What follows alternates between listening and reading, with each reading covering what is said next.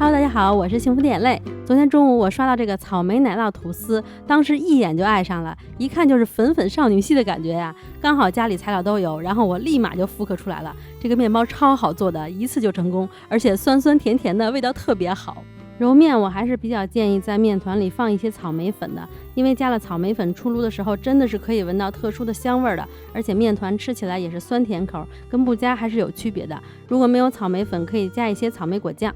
还是用后油法揉到手套膜，然后揉好的面温尽量给它控制在24到26度之间，发到2.5倍大，按下去有轻微回弹，或者按下去不回弹不塌陷，就直接给它平均分成2份，然后滚圆，26度松弛20到30分钟。松弛好了以后呢，就给面团整形，先拍一拍，排掉一部分气体，然后就给面团擀开，翻面做一个3折的动作，然后再次擀开。这个吐司是武汉一家社区面包店卖的吐司，最近好像还挺火的，就看它这个颜值啊，我觉得好像很会得女生的心，反正我是很喜欢的，虽然我已经不是小女生了。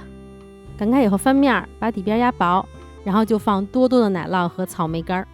具体放多少我没有称，我就是随意放的，我觉得大家也可以随意一些。奶油奶酪我没有加糖，我就直接给它切成大块放上去的。草莓干我也没有泡，因为我买这个草莓干不是很干，我这个面团也比较软，所以我就直接放上去了。卷的时候尽量卷得紧一些。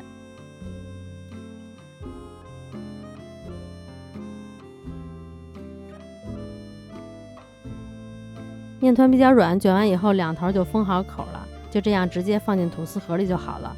今天这个配方是可以做一个长方形450克吐司的，但是我是用了2个250克吐司来做。就这样直接放在吐司盒里，然后就可以拿去发酵了，发到9分满，也就是面团的最高点，距离模具顶部还有1厘米，然后就盖上盖子，放到烤箱的下层去烘烤。我是用上火140，下火200度烤了20分钟，不过出炉的时候我感觉稍微有点欠火候了，我建议上火140到150度，下火210度烤20分钟。具体的温度和时间还是得根据自己家的烤箱调节，我这个烤箱是新升级的卡式 750S。